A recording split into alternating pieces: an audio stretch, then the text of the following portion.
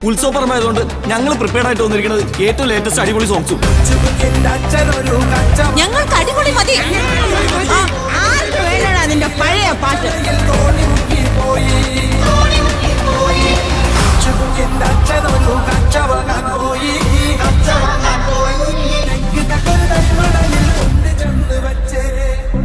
കണ്ടില്ലേ കാണികള് ത്രില്ലടിച്ച് നിക്കണേ. വളർത്തിയൊരു മൂത്ത മകൾ കാത്തു